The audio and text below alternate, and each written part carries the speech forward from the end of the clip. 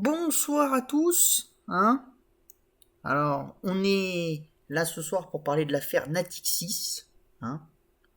On a qualifié ça d'un braquage en bande organisée, hein. Voilà. Oups. Alors, je vais me mettre plutôt comme ça. Voilà. Je vais me mettre plutôt comme ça. Donc, c'est un braquage en bande organisée, hein. Bon, c'est un peu un titre un peu racoleur, mais c'est fait exprès.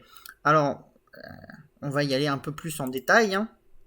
Donc déjà, il faut savoir que, bon, mes PCE proposent 8%. 8% de pas grand-chose, ça fait toujours pas grand-chose, quoi. Donc à 4 euros, sachant qu'elle est quasiment au plus bas historique, hein. Vous le voyez sur la courbe. Donc l'IPO, elle a eu lieu en 2008. Bon, Google, il met les trucs un peu avant, mais c'est une erreur. Donc l'IPO a eu lieu en 2008, hein, vers entre 19 et 20 euros, donc quasiment au plus haut, et depuis elle a fait que dégringoler.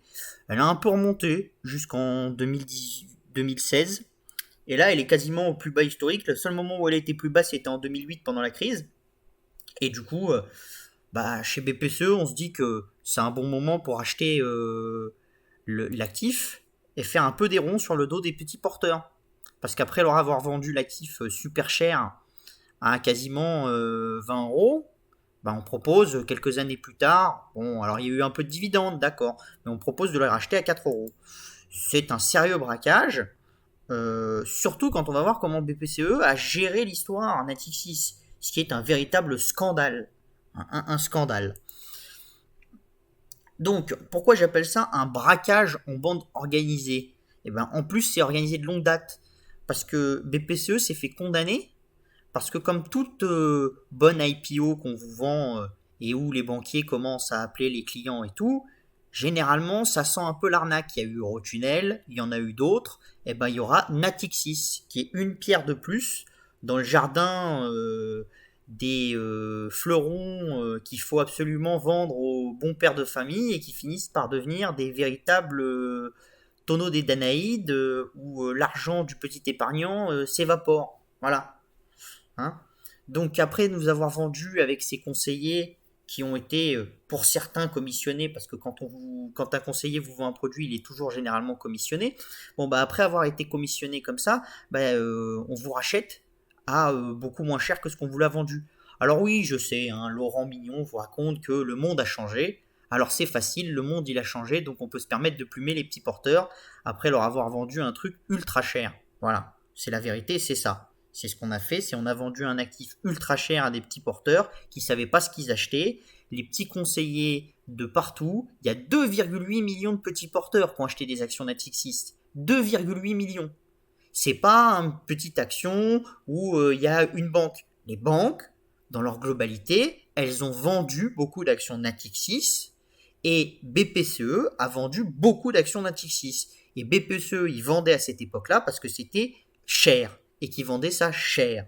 Et donc si on vous vend un actif qui est cher, soit il est très cher parce qu'il a de la croissance, soit s'il n'est pas très cher s'il est très cher mais qu'il n'a pas de croissance, c'est généralement qu'on vous vend ça bien et que vous êtes un peu un pigeon.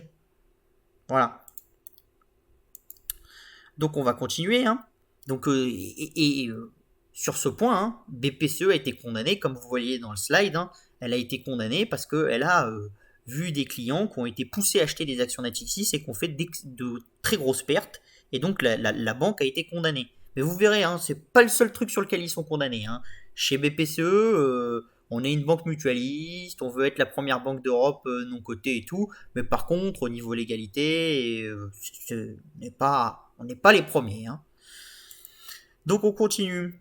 Alors déjà, ce qu'on va dire, c'est que après nous avoir vendu l'épargne salariale comme l'alpha et l'oméga, et Dieu sait que j'adore l'épargne salariale et que j'en fais partie des fervents défenseurs de l'épargne salariale, qu'est-ce qu'on trouve? On trouve que Natixis va flouer quasiment tous ces petits porteurs qui sont des salariés parce que les 4 euros, même avec les primes, ne compensent pas le temps passé par les petits porteurs de Natixis salariés dans l'épargne salariale. Alors pourquoi ça? C'est assez simple, hein. Déjà, Natixis s'arrange beaucoup parce que généralement dans l'épargne salariale, vous avez toujours un peu une réduction.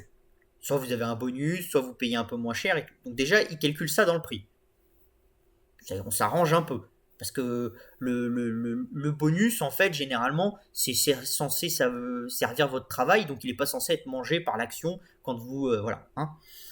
Mais bon, surtout, dans le cadre actuel, eh ben, les salariés qui ont participé au plan Mauve en 2015, d'accord, ils vont passer avec un rendement annuel de moins 8%.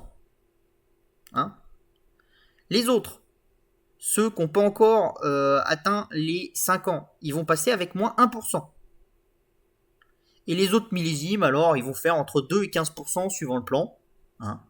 Mais 2% en annualisé, c'est pas grand chose. Et 15%, ça peut paraître beaucoup, mais en épargne salariale, c'est pas tant que ça. Parce qu'effectivement, si on rajoute la décote que vous avez eue et les dividendes, ce que fait Natixis là, effectivement, vous arrivez assez rapidement à ça parce que vous avez touché des actions à pas cher, vous avez eu des dividendes, vous avez donc voilà, vous êtes très rapidement à ça. Mais ça fait pas, c'est sur des petites sommes, hein, parce que voilà, c'est des plans généralement qui sont en dessous de 50 000 euros, donc c'est pas les cadres grands dirigeants de BPCE qui ont fait 15%. Et la majorité, ils n'ont pas du tout fait 15%, mais ils ont perdu de l'argent. Donc pour un gouvernement qui nous cite l'épargne salariale en exemple depuis des années et des années, ça la fout un peu mal, quoi.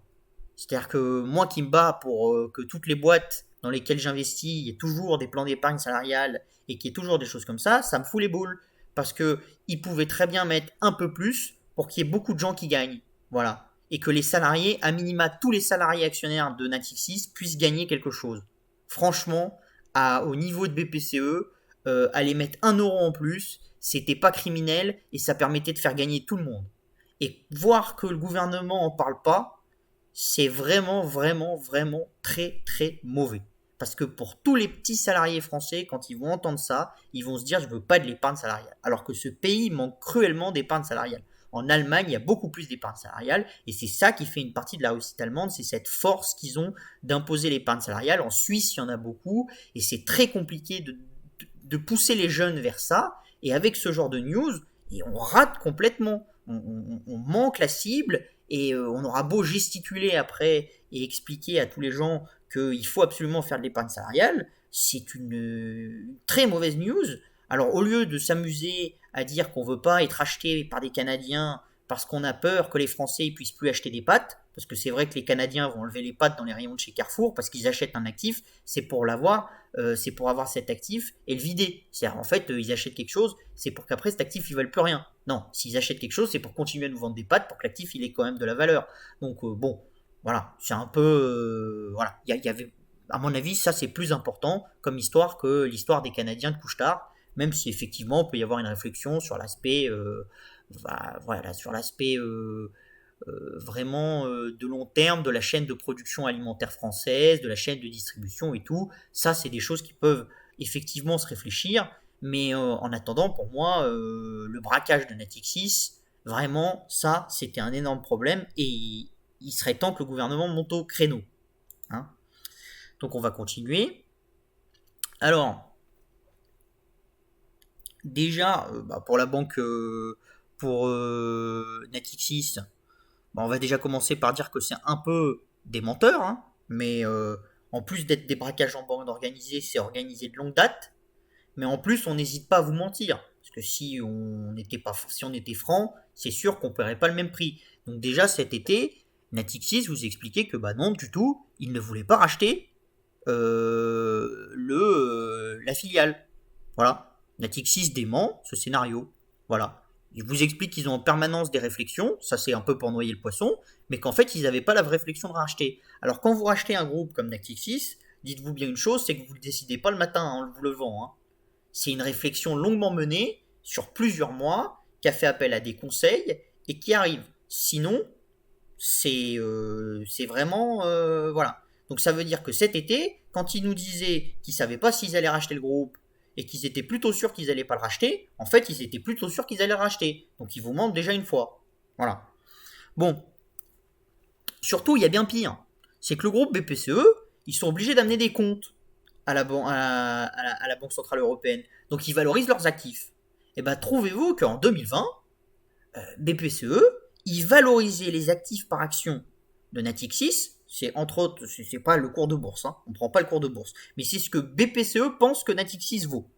Ils valorisaient donc les actifs de Natixis à 6 euros par action en 2020.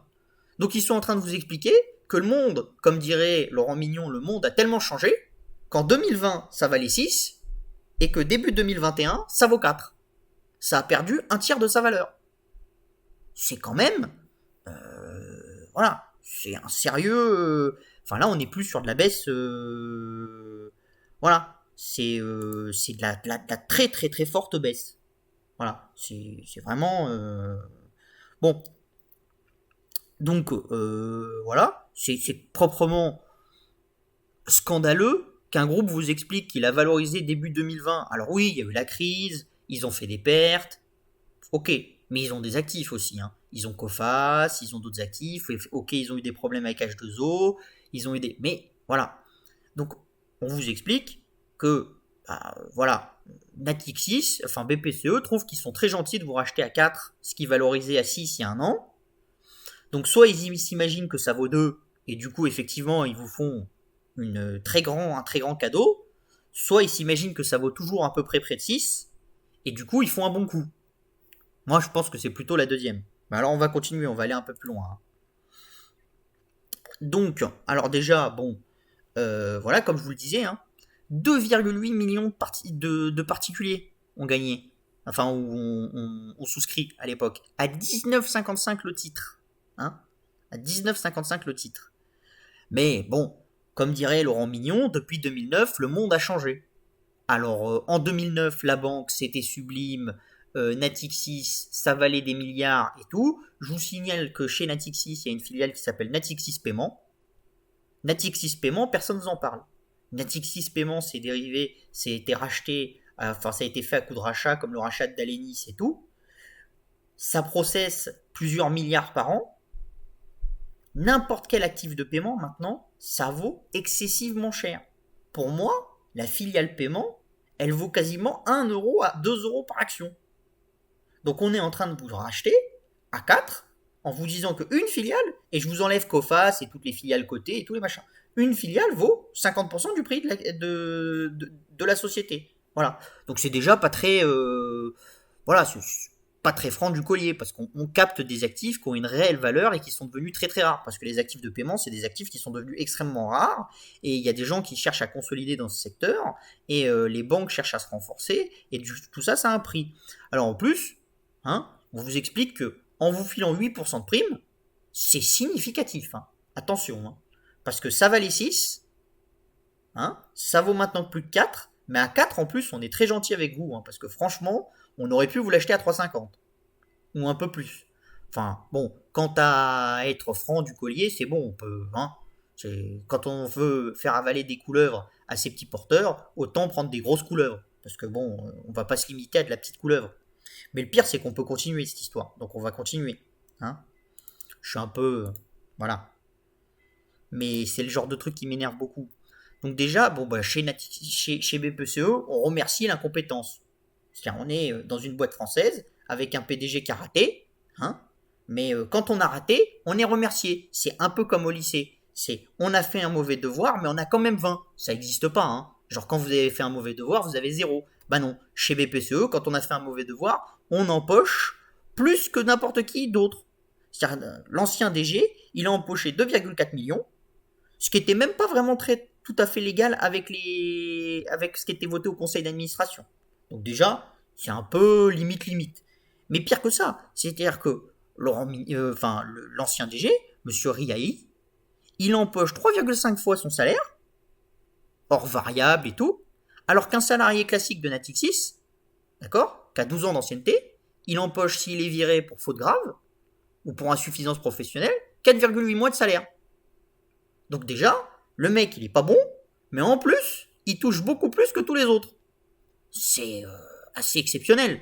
Enfin, franchement, je sais pas si c'est organisé et si on lui demandait d'être mauvais, Mais en tout cas, si on lui demandait pas d'être mauvais, on a sacrément mal recruté. Hein. Mais bon, moi je pense que dans beaucoup de banques, on recrute mal. Mais ça, c'est une autre histoire.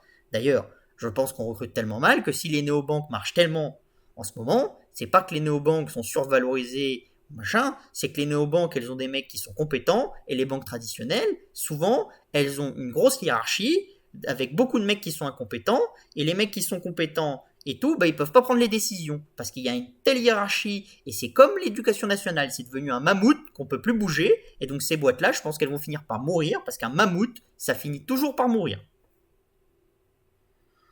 Alors on va continuer un peu plus, hein.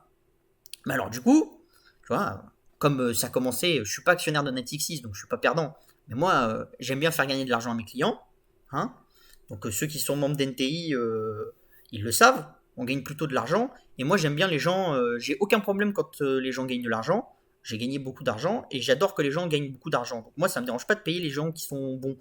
Les stock options d'Elon Musk, j'ai voté pour. Il est bon, il produit de la rentabilité, il produit ce qu'il dit, je vote pour. S'il doit gagner des milliards et des milliards, moi je m'en fous. Est-ce que je trouve que c'est justifié qu'il gagne des milliards? Ça peut se discuter.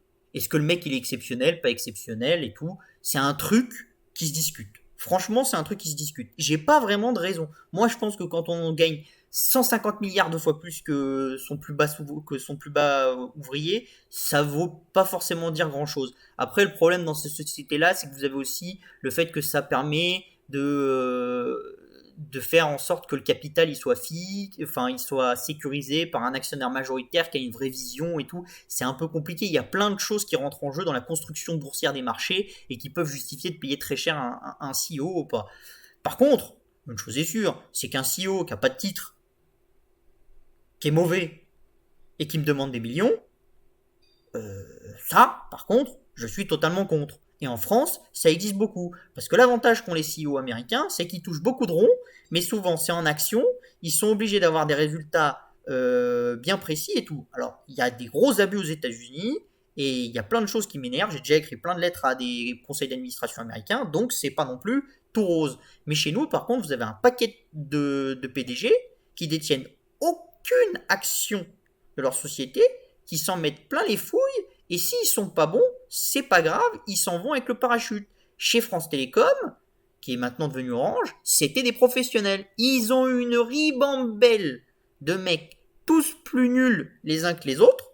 Ils ont plombé la société, ils ont coûté des milliards à l'État français, mais eux, ils ont gagné des millions. Alors moi, j'aimerais bien qu'on mette un truc et qu'on fasse en sorte que les gens qui sont mauvais, ils soient pas récompensés. Récompenser les bons, ok, récompenser les mauvais, je suis pas d'accord. Donc on va continuer. Donc déjà, bon, j'ai été un peu voir l'histoire de Natixis, et puis je suis tombé sur plusieurs histoires un peu folkloriques quand même. Hein. Et surtout, j'ai été voir chez les syndicats, alors je sais, certains vont me dire chez les syndicats on exagère et tout, mais j'ai un peu recoupé les informations, et les informations se recoupent bien. Donc je pense que ce que disent les syndicats, là pour le coup, c'est plutôt raison, ils ont plutôt raison. Donc chez Natixis, hein, on a un PDG qu'on a vachement bien payé, qui a permis à la banque de continuer à faire des irrégularités, c'est-à-dire que dans Natixis Asset Management, il y a eu des irrégularités, alors on pourrait beaucoup les citer. Alors chez BPCE, on a vendu des titres Natixis trop chers à ses propres clients. Chez Natixis, on a vendu des fonds formules sans expliquer aux clients vraiment à quoi ils souscrivaient. Ils ont été condamnés par l'AMF là-dessus. Bon, il y a eu plein d'histoires chez Natixis. Donc déjà, chez Natixis, on aime bien un peu plumer son client. Moi, je pense que quand on plume son client, le client, il finit par partir. Donc c'est normal que la valeur, à long terme, elle s'en aille. Bon, Natixis a fait des choix. C'est-à-dire, comme Natixis était une société qui était un peu en perte de vitesse et tout, ils ont décidé de vendre certaines activités. Donc voilà, c'est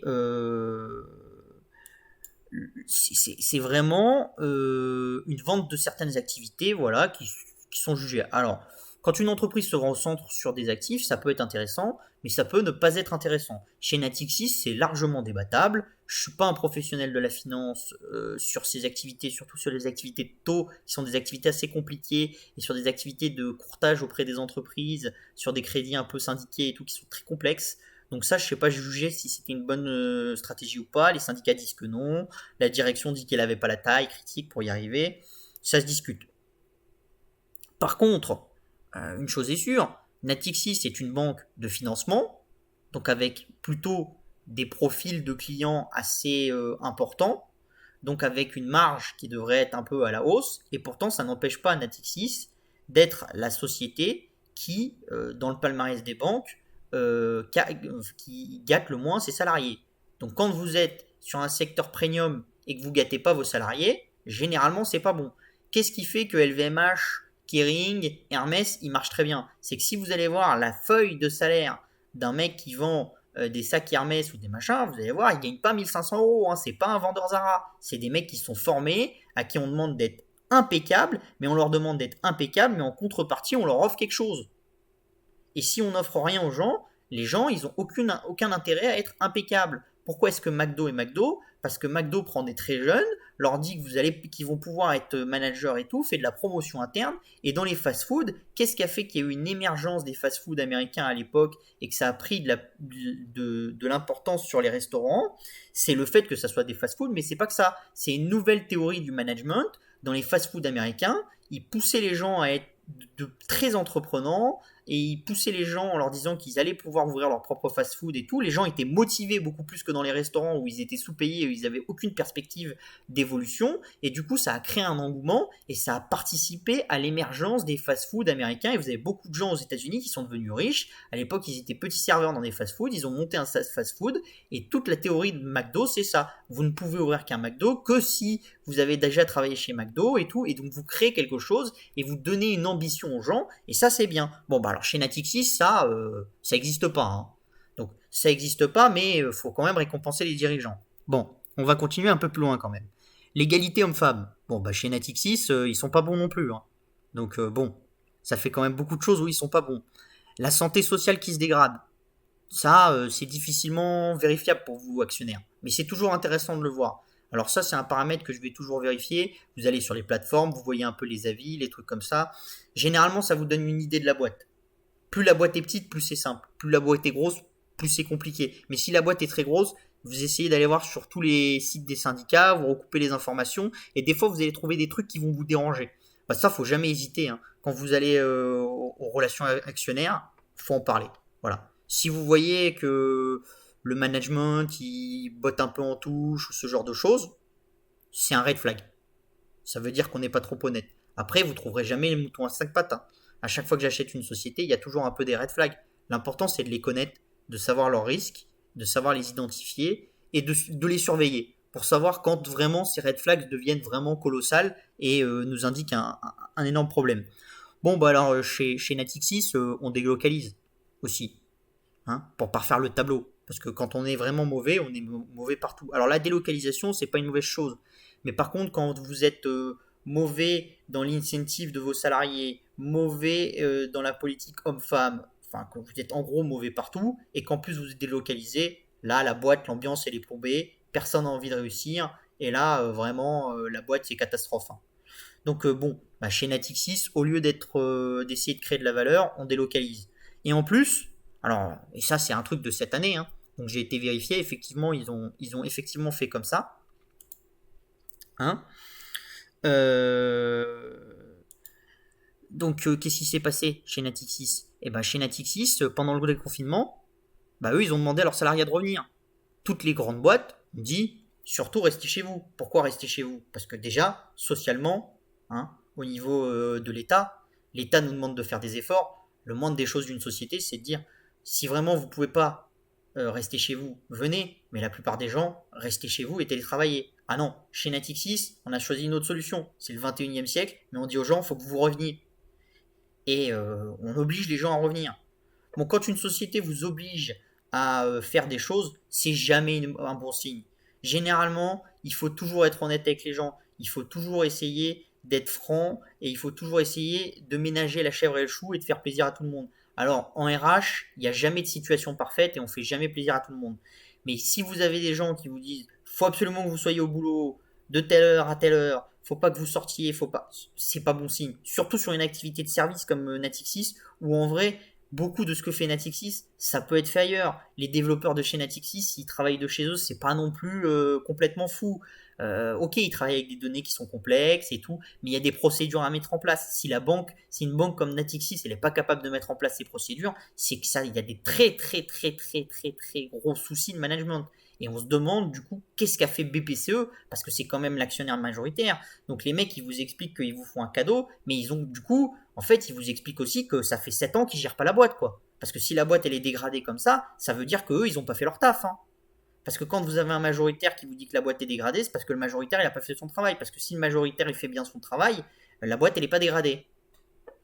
Donc bon, on va continuer. Donc ça c'était sur l'aspect social. Alors, allô Bruno, hein, parce que Bruno, il nous explique depuis quelque temps qu'il connaît la bourse. Hein, il n'en a pas beaucoup des actions, mais il connaît la bourse, il connaît la stratégie des entreprises, il connaît tout ça. Donc, Couchetard, il a dit c'est pas bon parce que nous, on est des Français, on veut garder nos actifs pour nous. Puis il nous explique que sur Veolia et Suez, bah, il faut qu'ils se mettent d'accord parce que là encore, bah, il y a le management d'une boîte qui a été bon, l'autre qui a été mauvais, mais celui qui est mauvais, il faut quand même lui faire des portes de sortie. Bah non, hein. Le management de la bonne boîte, il rachète la mauvaise boîte, il restructure la bonne boîte, et c'est tout. Voilà, point. C'est l'économie de marché. Et c'est très bien comme ça. Et quand on veut s'amuser à dire oui, mais on veut pas et qu'on veut faire du mécano industriel en étant à Bercy, généralement le mécano il finit par s'effondrer et ça fait comme les Lego, on n'a pas mis la bonne brique au bon endroit et toute la tour s'effondre. Et c'est pas une bonne chose. Et je pense que l'État a assez payé pour ces mécanos un peu mal foutus, hein, entre DF, Orange et compagnie. Enfin, des mécanos, l'État il en a fait, ça nous a coûté un pognon de dingue, et à la fin on n'a rien créé. Hein, parce que Orange a beau être un des meilleurs aux opérateurs en Afrique, ça vaut rien. Orange a beau faire de la cybersécurité, ça vaut rien. Ça vaut rien pourquoi? Parce que les gens ils ont peur de l'État français, ils ont peur de ses décisions. Donc surtout, moi je dirais à l'État français, pour favoriser l'actionnariat salarié et tout, surtout ne vous investissez pas trop. Voilà. Vous faites des règles, les gens ils respectent les règles, l'État il est fait pour éditer des règles. Les acteurs de marché, ils sont faits pour faire leur marché entre et faire leurs acquisitions. Voilà. Si après on me dit par contre que Veolia et Suez c'est un deal qui peut pas se faire parce que ça donnerait trop de taille, ça donnerait trop de taille, et puis le deal il peut pas se faire. Mais si le deal il peut se faire sur certaines activités et pas sur d'autres, et ben les activités où ça peut pas se faire on les vend, et les activités où ça peut se faire on fait le deal. Voilà, c'est tout. C'est assez basique. Donc moi, après avoir entendu Bruno tout au long des premières années de mandat de Macron nous expliquer qu'il fallait absolument faire de l'épargne salariale, laisser BPCE flouer les salariés de Natixis, et encore une fois, je le dis, c'est pas les grands cadres de Natixis, non, non, c'est des gens, ils ont 50 000 euros dans leur plan d'épargne groupe, voilà, et on va leur mettre une moins-value considérable parce que BPCE n'a pas été capable de gérer correctement la société. Voilà, je trouve ça scandaleux. Voilà, c'est scandaleux. Que quand on fasse un plan épargne groupe, on ait du risque et que les salariés portent du risque, je pense que les salariés, effectivement, ils portent du risque. Mais après, ça dépend aussi de quand est-ce que fait le deal le majoritaire et quand est-ce qu'il s'arrange. Et là, je pense que BPCE s'arrange beaucoup. Hein, alors, on va continuer. Alors, bah, du coup, j'en reviens à un truc assez important. Ne faites jamais confiance à votre conseiller bancaire. Il faut bien savoir un truc. Le conseiller bancaire, c'est exactement. Alors, c'est pas exactement, mais c'est un vendeur. Il a des produits, la banque lui donne des produits, son but c'est de vendre des produits. Est-ce qu'il connaît vraiment la bourse? Non. Est-ce qu'il connaît vraiment les finances? Non. Alors vous allez toujours trouver des conseillers qui connaissent. Mais la majorité des conseillers, ils ont la relation clientèle, ils vendent les produits maison, et il faut faire attention. Il faut surtout faire très attention, c'est quand les banquiers et tout se regroupent et vous poussent un produit. Moi je l'ai vu avec la FDJ. Les banquiers, ils nous disaient tous, fallait acheter de la FDJ. Et quand on voyait un conseiller bancaire, il nous disait, fallait acheter de la FDJ. Ça s'est bien passé pour la FDJ. Tant mieux pour ceux qui ont acheté de la FDJ. Mais la plupart du temps, quand les conseillers bancaires et quand tout l'univers bancaire vous pousse à acheter une action, ça se passe très mal. Eurotunnel, Orange, EDF, tout ça, ça a été des actions qu'on vous a poussées. La majorité des épargnants français, ils en ont acheté. Des millions de personnes en ont acheté. Et à la fin, des millions de personnes ont fini flouées. Voilà. Parce que les bonnes actions, elles ne sont pas achetées par grand nombre. Par contre, les mauvaises, elles sont achetées par plein de monde. Parce que surtout, on vous les emballe dans un beau papier cadeau et on vous dit à quel point vous allez être. Franchement, si vous les achetez pas, vous êtes con parce que regardez le papier cadeau, qu'est-ce qu'il est beau et tout. Mais après, qu'est-ce qu'on a mis dans le papier cadeau? Ça, c'est une autre histoire et ça concerne plus votre vendeur. Parce que lui, il a touché sa com et il est parti. Hein, parce que en plus, ça c'est vrai, c'est quand vous avez un conseiller bancaire, généralement vous le gardez pas. Donc de toute façon, si vous n'êtes pas content, entre guillemets, le mec il s'en fout parce que bah, il vous connaît pas trop et il va partir. Alors c'est en train de changer parce que les banques ont compris que organiser de la relation dans le temps, c'était peut-être une bonne chose et qu'il fallait. Il y a même des banques maintenant qui ne donnent plus de part variable à leurs conseillers. Donc c'est un truc qui est en train de changer, mais je vous invite à toujours faire attention. Oups là, zut. Alors, on va repartir. Donc on était. Alors, incompétence, pas bien. Allô Bruno. Pas faire confiance. Voilà. Hop. On va s'arrêter là. Ah non. Zut. Voilà. On va revenir au premier slide. Donc du coup, je vais prendre vos questions. Hein? Donc si vous avez des questions sur la Fanatic 6, alors j'ai un peu tapé fort sur ça. Alors l'idée de taper fort, c'est parce que déjà je trouve que c'est un peu scandaleux. Et puis parce que quand on est investi en bourse comme moi et qu'on essaye de faire comprendre aux gens la valeur de la bourse, le fait que effectivement, pour quelqu'un qui veut faire de l'épargne à long terme, c'est un très très bon vecteur et c'est un vecteur qui permet de faire d'énormes performances avec un risque qui existe, hein. Il est même important, mais il est tout à fait contrôlable si on a les bonnes mesures, si on a les bonnes affaires, si on suit bien son patrimoine et tout. C'est tout à fait contrôlable. Donc moi, ça m'énerve les gens qui, pour faire des coups, vous ont vendu des choses qui sont tous récompensés, mais qui ont plumé la majorité des gens. Parce que moi, je pense qu'on gagne quand la majorité gagne. Donc voilà, c'est un peu comme l'affaire GameStop. Moi, j'ai rien contre les gens qui font des short squeeze. Par contre, ce que je trouvais scandaleux, c'était tous les gens qui m'expliquaient, et j'en avais beaucoup dans mon entourage, qui me disaient à chaque fois que qu'est-ce que c'était bien Paulson, qu'est-ce que c'était bien les autres acteurs, les autres hedge funds, et qui m'érigeaient certains gérants de hedge funds en gourous où il fallait absolument lire leurs livres. Et quand c'était par contre un short squeeze organisé par le Wall Street Bet et par des mecs qui se connaissaient un peu via les réseaux sociaux, ça c'était une bande de décérébrés qui allait faire exploser la finance. Moi je sais pas, hein. Un short squeeze c'est un short squeeze. Hein. Qu'on soit 1000 derrière ou 2, c'est la même chose. Donc au bout d'un moment, voilà. Si quelqu'un peut en profiter, les autres peuvent en profiter. Donc moi je trouve qu'en France, on laisse beaucoup trop souvent ce genre d'affaires se faire impunément. Aux États-Unis, il y a beaucoup plus de cabinets d'avocats qui attaquent de manière beaucoup plus forte. Alors il paraît que, je l'ai lu tout à l'heure, il y a 3 cabinets d'avocats qui sont sur l'affaire en ce moment. Et du coup, je vous dis, surtout renseignez-vous sur ces cabinets d'avocats et n'hésitez pas, même si vous avez peu de titres, à vous mettre avec ces cabinets d'avocats parce que plus ils auront d'actionnaires mécontents, plus ils auront de parts du capital, plus ils pourront faire pression sur BPCE. Alors, c'est pas dit que ça marche, mais il faut bien commencer quelque part. C'est-à-dire que si les petits porteurs français se révoltent vraiment et arrêtent de se faire plumer par des grands opérateurs qui montent des coûts, parce que là, on peut être sûr que le coût, il a été monté. C'est-à-dire BPCE savait très bien cet été ce qu'elle allait faire. BPCE était très au courant. Ils ont attendu la meilleure fenêtre pour pas le prendre trop peu cher, parce que c'est sûr que s'ils avaient fait une offre à 1 euro, ça aurait jamais pu se passer. Donc là, ils ont ménagé la chèvre, le chou, mais moi je trouve que c'est scandaleux. C'est scandaleux. La porte de sortie qu'ils auraient dû avoir, c'est à minima ce qu'ils ont mis dans leur compte en 2020. 6 euros. C'est une grande banque, ils payaient 6 euros, ils vendaient des actifs, ils soldaient, c'est eux qui ont mal géré, c'est à eux aussi d'encaisser la perte. Voilà. Alors, pour vos questions, le potentiel de réussite de cette opération pour BPCE. Alors je dirais que le potentiel de réussite, c'est compliqué. C'est-à-dire, je pense pas que BPCE aura de quoi sortir Natixis de la cote. En tout cas, je l'espère. Je l'espère. Il leur manque 30% à racheter. Vu la prime est de 8%. Je pense qu'ils auraient fait une offre à 5 euros, ils s'assuraient de la sortir sans grand souci. Là, à 4 euros, c'est tellement chiche que les gens y réfléchissent. Donc, c'est un peu plus complexe. Donc, je peux pas vous le dire. Il n'y a aucune certitude, mais je pense qu'ils n'auront pas les 90% pour la sortir de la cote. En tout cas, je l'espère pour la majorité. Et s'ils arrivent à obtenir les 90% et à mener leur coup, ça sera vraiment un énorme problème. Et moi, je pense que le gouvernement ferait bien de s'investir là-dedans pour aller dire à BPCE de faire un petit effort, à minima, pour que tout le monde soit pas forcément gagnant, parce qu'on va pas vouloir acheter 20 euros, mais qu'on réduise les pertes de certains.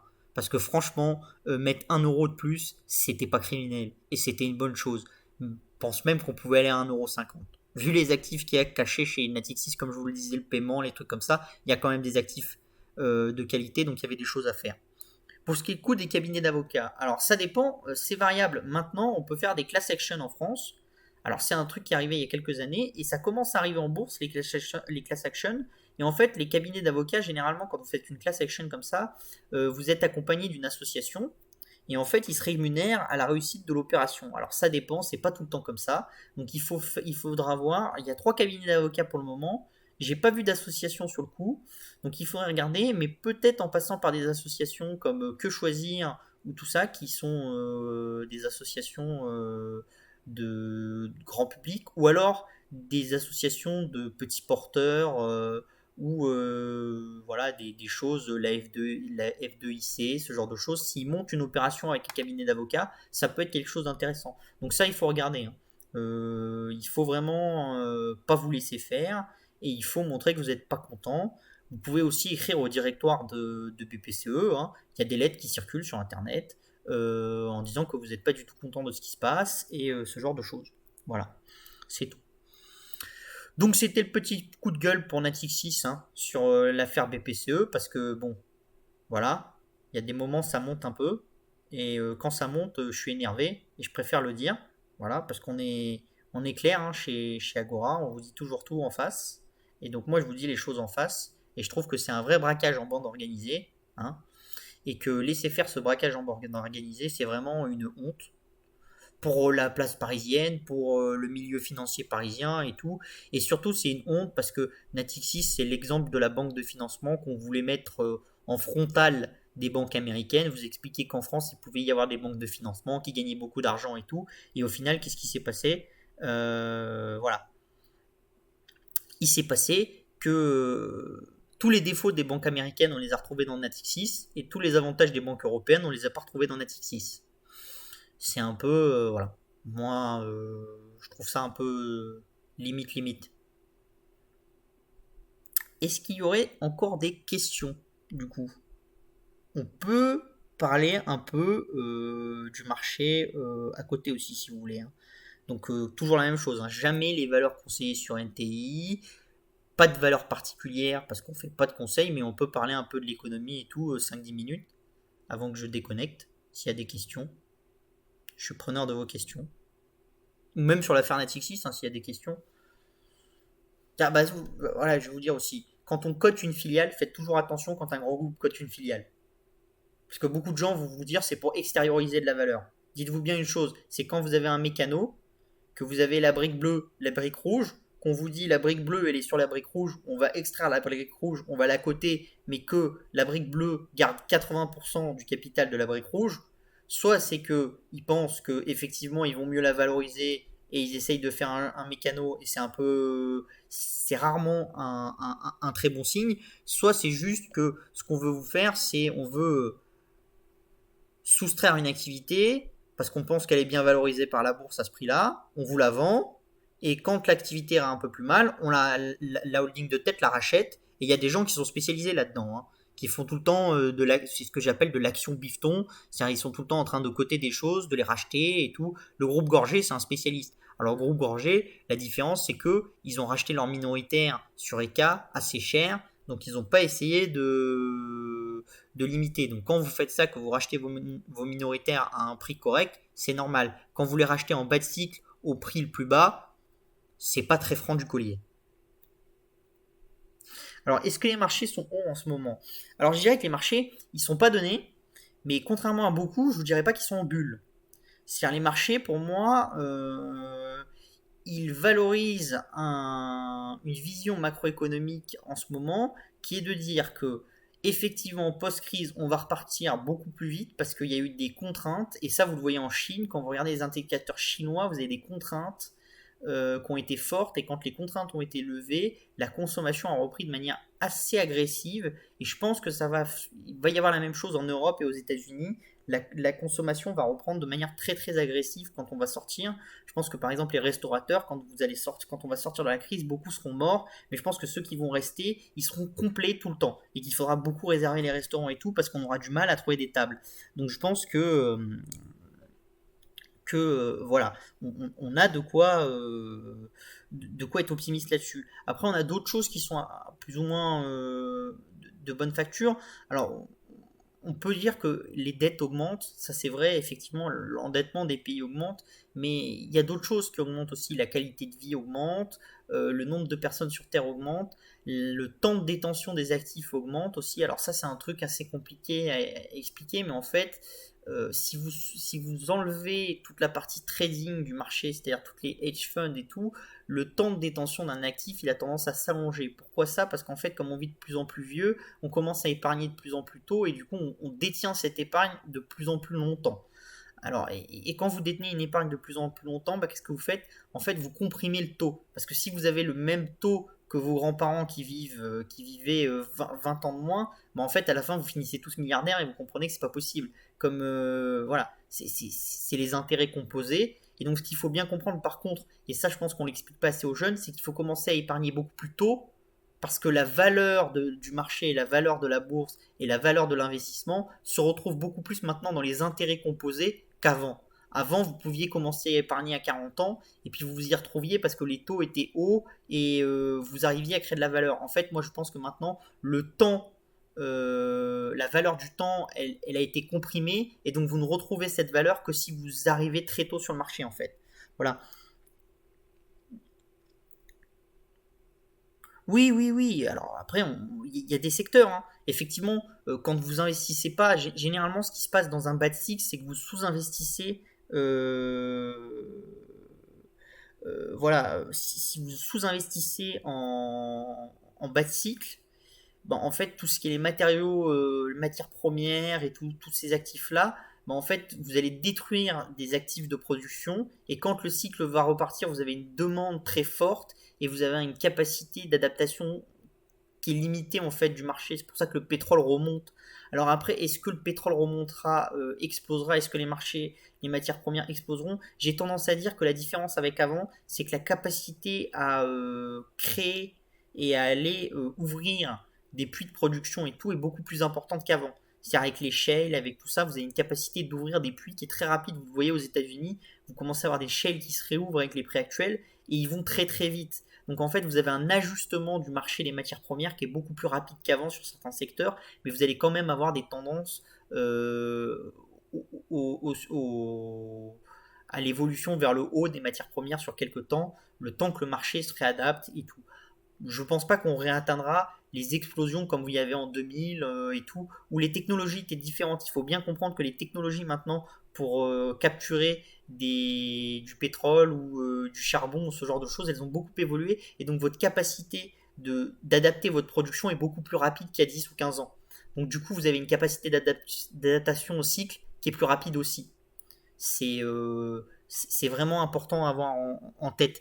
Vous l'avez aussi, par exemple, sur les containers. Les containers, bah, avec la crise, il y a eu les, euh, les acteurs ont, ont fermé pour certains pays ont beaucoup moins produit, et en fait ça a totalement déréglé les containers, et comme la Chine a continué à produire, il manquait de containers en Chine, et du coup les prix des containers ont explosé. Bon bah ça c'est pareil, c'est un effet qui va durer, je sais pas, c'est un effet qui se produit là, qui est là, que je remarque depuis 4-5 mois, c'est un effet qui va durer, oui, peut-être 6 à 9 mois, mais dans 9 mois ça sera adapté, vous voyez, vous commencez déjà à voir des producteurs de containers qui en vendent beaucoup plus qu'avant et tout, et vous avez une adaptation du marché qui est beaucoup plus rapide. Donc, qu'est-ce qu'il y a d'autre comme question? Alors,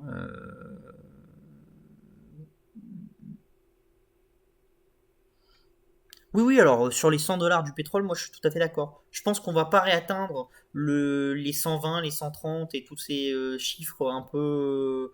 Mais 90-100 $ c'est tout à fait possible sur le fait que effectivement la production elle est un peu contrainte en ce moment. Après, attention, hein, parce que l'Arabie Saoudite et tous ces pays, ils ont besoin de refaire du cash, hein, et ils ont une capacité d'inonder le marché qui est un peu plus forte. Et je pense que, ne serait-ce que pour que l'économie globale se porte bien, ils seront capables d'adapter et d'augmenter un peu leur production pour pas faire en sorte qu'on explose au-dessus des 100 dollars et tout. Après, je pense que pour l'économie mondiale, si on reste pas pendant un an à 90 dollars, ça sera pas très grave. Il y aura des petits problèmes, mais ça sera gérable.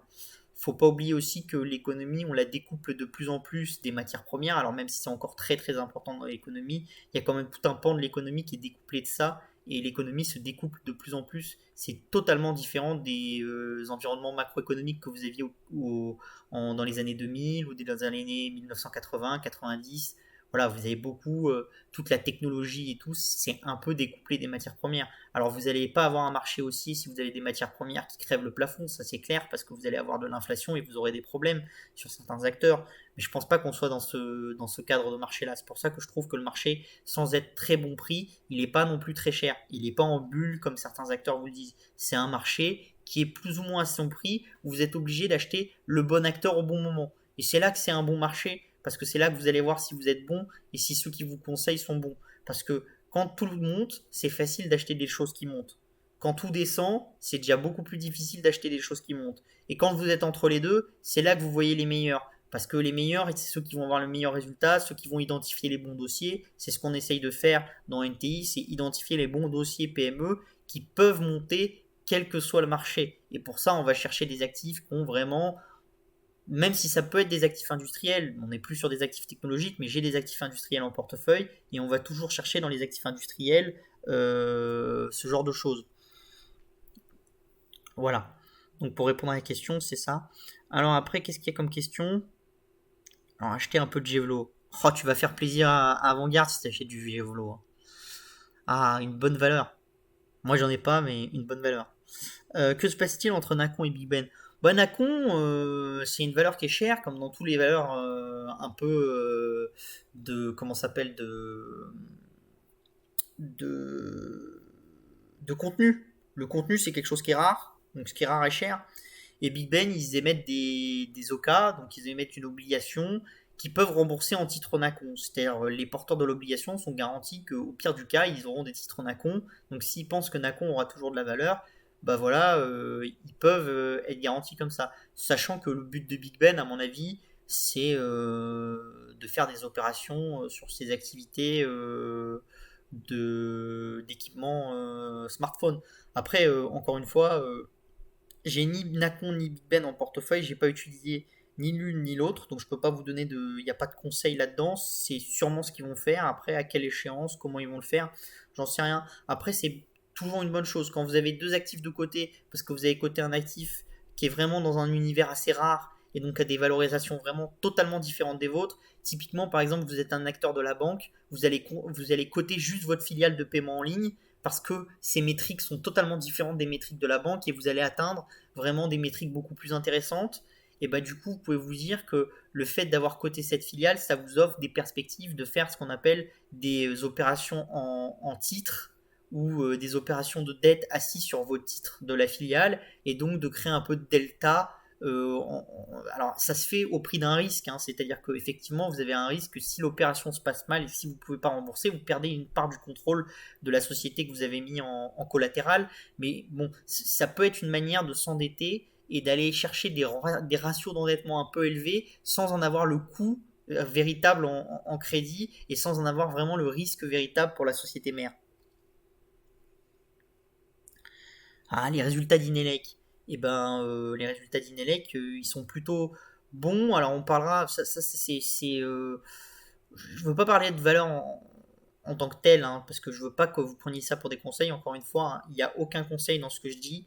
À chaque fois, allez voir un professionnel qui est le seul à même de vous conseiller. Moi, je vous conseille pas. Après, Inelec, je trouve que c'est une valeur qui a des avantages. Pourquoi Inelec a beaucoup monté? Parce que globalement, tout l'univers du hardware est monté. C'est-à-dire Guillemot Corporation est montée, les Allemands enfin les Suisses comment ça s'appelle, de de Logitech sont montés, Razer est monté, tous les producteurs de périphériques gaming sont montés. Parce que comme les gens ont beaucoup plus joué, ils ont voulu jouer dans de bonnes conditions, donc ils ont acheté des manettes, ils ont acheté du confort en fait. Et ça, c'est un truc très important. Il faut bien que vous pensiez, on rentre de plus en plus dans une économie de confort. Les gens, ils veulent du confort.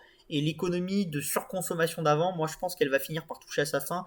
Et parce qu'elle ne vous apporte pas grand-chose, c'est-à-dire qu'acheter des millions de trucs sur Wish, c'est bon au moment, ça, psychologiquement, ça vous fait du bien. Mais à long terme, on se rend compte que c'est pas ce qui rend heureux. Et les gens, ils commencent à vouloir de la qualité. Et moi, je pense qu'on rentre de plus en plus dans une économie de qualité. C'est pour ça que tout ce qu'on fait chez Agora, c'est essayer de trouver des business de qualité. Alors effectivement, le problème dans ce genre de business-là, et comme le note le chat, effectivement, c'est que vous avez un risque sur ces producteurs de hardware. Bah, quand vous achetez une manette, généralement, vous n'en achetez pas tous les ans. Voilà. Donc vous avez un cycle. D'ailleurs, quand vous regardez Guillemot, quand vous regardez toutes ces entreprises, vous regardez leurs résultats sur 20 ans et vous allez voir qu'il y a toujours un cycle. Ça, c'est très important et ça, il faut bien le comprendre. Je vais vous le dire, et c'est une notion clé de l'investissement. Quand vous regardez une entreprise, regardez pas les 3 dernières années, mais regardez sur les 20 dernières années le chiffre d'affaires pour voir s'il y a un cycle. Parce que du coup, si vous voyez qu'il y a un cycle, vous pouvez essayer de l'anticiper un minima et de vous dire, ok, le cycle il a changé parce que l'économie elle a changé et du coup les gens ont plus consommé cette année, mais est-ce que ça veut dire que le cycle il peut durer 2 ans, 3 ans, 4 ans, 10 ans et du coup vous savez à quel moment vous investissez parce que la plupart des gens, quand vous êtes en pic de cycle, ils vont vous dire c'est la boîte, il faut l'acheter, c'est génial, achetez-la. Mais c'est pas forcément en pic de cycle, même si elle a des ratios très bas, qu'il faut l'acheter. Parfois, c'est en bas de cycle avec des gros ratios qu'il faut acheter une boîte, mais en sachant qu'elle est en bas de cycle. Et ça, c'est très important, surtout si vous faites des matières premières ou ce genre de choses. Vous verrez, il y a beaucoup de théories comme ça où on ne regarde pas trop les ratios sur EV et EBIT ou ce genre de choses, mais on regarde vraiment les ratios EV et EBITDA sur le long terme par rapport au cycle. Et du coup, on essaye de soustraire les années mauvaises et les très bonnes années, on essaye d'avoir un milieu. Et ça, c'est toujours important, c'est essayer d'avoir une vision assez au milieu pour voir dans quel trend vous êtes. Et quand vous êtes dans un trend vraiment très baissier de long terme, c'est très compliqué. Des actions qui sont sur un trend très baissière avec des business qui sont sur un trend très baissier, il faut éviter d'aller dessus parce que c'est très compliqué. Alors beaucoup de monde vous vendra c'est la fin de la piscine et tout, mais je vous conseille toujours d'attendre d'avoir des données vraiment très claires. Genre quand vous allez voir une société, voilà, vous cherchez à avoir des données. Si vous avez par exemple un e-commerçant qui était en grande difficulté, vous voyez que son site il commence à faire beaucoup plus de visites qu'avant, vous voyez que ces visites elles vont plus vers des sites comme PayPal et tout, vous pouvez vous dire qu'il fait un peu plus de ventes, et là, même s'il est très peu cher et qu'il est très peu aimé des marchés, vous pouvez vous dire ça vaut le coup de l'acheter. Mais il faut vraiment avoir des petites données comme ça, et aller voir dans les small data pour essayer de voir le moment où l'entreprise va toucher le fond de la piscine. Ça, c'est très très important quand vous êtes sur une entreprise de décroissance de long terme. Voilà. Bon, est-ce que vous avez d'autres questions? Ça va bientôt faire 1 heure, donc on va, enfin, dans 4 minutes. S'il y a encore une ou deux questions, je prends les une ou deux dernières questions et puis après, je vous laisse. Hein?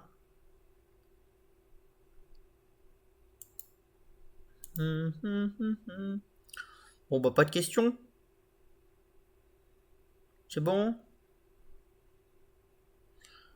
Et ben, je vous souhaite une bonne soirée du coup, hein. Et puis encore désolé aux malheureux petits porteurs de la société Natixis qui se font flouer et qui sont voilà, ils subissent un braquage en bande organisée, voilà, et je suis très triste pour eux. Je suis vraiment très très triste pour vous et surtout pensez bien une chose, si vous faites de l'investissement, essayez toujours d'apprendre.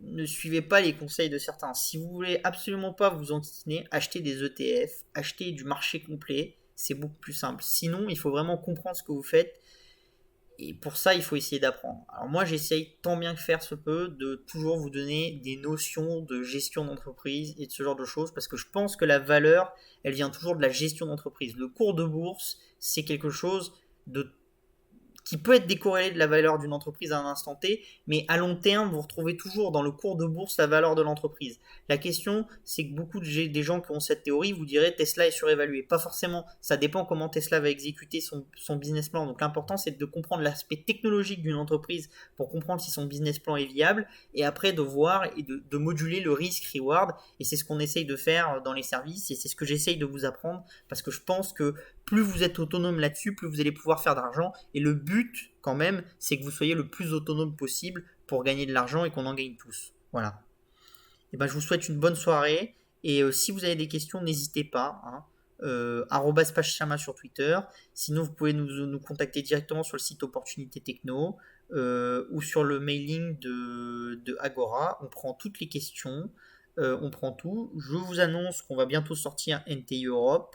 On va faire un gros lancement. Je vous invite, quand on fera le premier lancement, je le publierai sur Twitter, on fera un sommet gratuit de pré-lancement pour vous expliquer un peu ce qu'il y a dedans, ce qu'on va mettre. Donc je vous invite à venir, il y aura plein de notions d'investissement voilà, qui seront totalement gratuites. Tous les conseils forcément seront payants, mais les notions de marché, de création de marché, de comment le marché évolue, et tout ça, de malléabilité du temps, comme je l'ai abordé tout à l'heure, enfin cet après-midi dans mon article sur Clubhouse que je vous invite à aller voir, hein, qui est une application américaine qui explose et qui en moins d'un an est devenue une licorne et a convaincu voilà, 6 millions de personnes de rejoindre cette application. Bon, bah, tout ça, c'était des choses qui n'étaient pas possibles il y a ne serait-ce que 10 ans et qui sont possibles maintenant.